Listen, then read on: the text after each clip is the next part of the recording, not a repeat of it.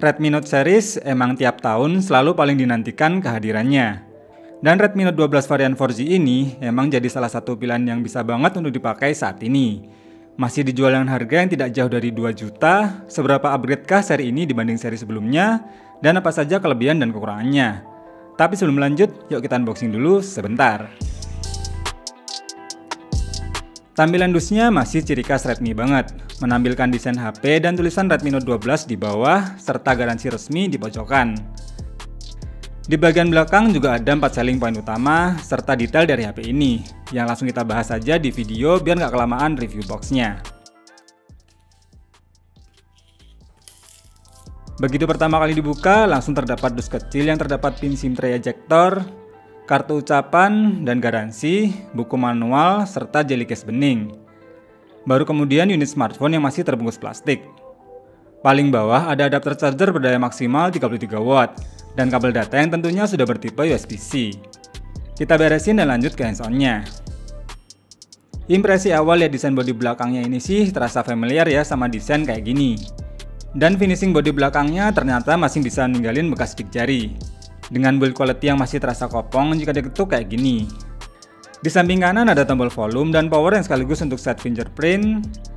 Di kiri ada lubang kecil untuk buka slot SIM cardnya dengan triple slot. Jadi bukan hybrid kayak versi China yang kita unboxing kemarin ya guys. Di atas ada lubang jack audio, lubang mic dan infrared blaster. Sedangkan di bawah ada lubang mic, charger dan speaker. Kita nyalakan dan setting dulu sebentar. Inilah tampilan awal dari Redmi Note 12-nya. Pakai tampilan MIUI versi 14 yang berbasis OS Android 13. Kalau dilihat dari about phone gini, memori RAM bawaan sebesar 8GB-nya masih bisa ditambah hingga 13GB. Meskipun harus sedikit mengorbankan memori internal 128GB-nya. Terus selain desain bodi belakangnya yang cakep, bagian depan atau layarnya pun nggak kalah cakep nih. Dengan layar 6,67 inch yang beresolusi Full HD+, panel layar Super AMOLED, refresh rate 120Hz, hingga tingkat kecerahan yang mencapai 1200 nits. Dan untuk bezelnya pun sudah tergolong tipis nih di hampir semua sisinya, kecuali tentu saja di bagian dagunya yang masih rada tebal.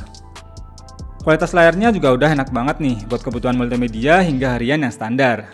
Namun sayangnya untuk bagian audionya malah terasa downgrade dari seri sebelumnya, karena fitur dual stereo speakernya malah dihilangkan.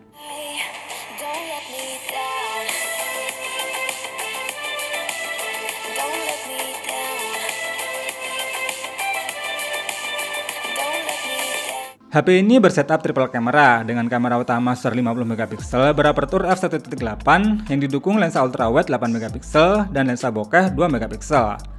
Di bagian depan terdapat kamera selfie berukuran 13MP yang support HDR dan face detection. Overall untuk hasil foto di mode autonya sudah termasuk oke di kelasnya.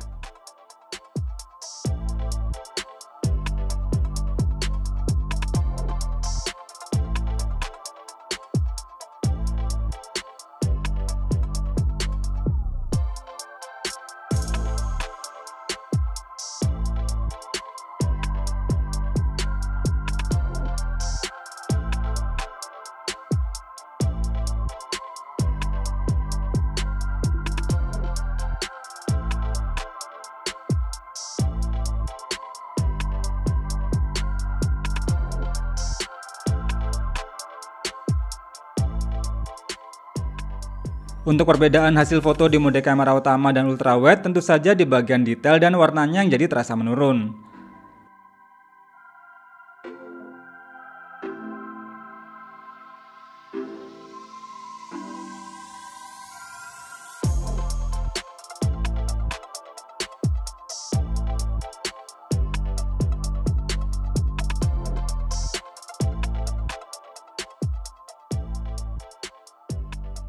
Sedangkan hasil foto mode malamnya juga masih termasuk bagus nih dan minim dengan noise.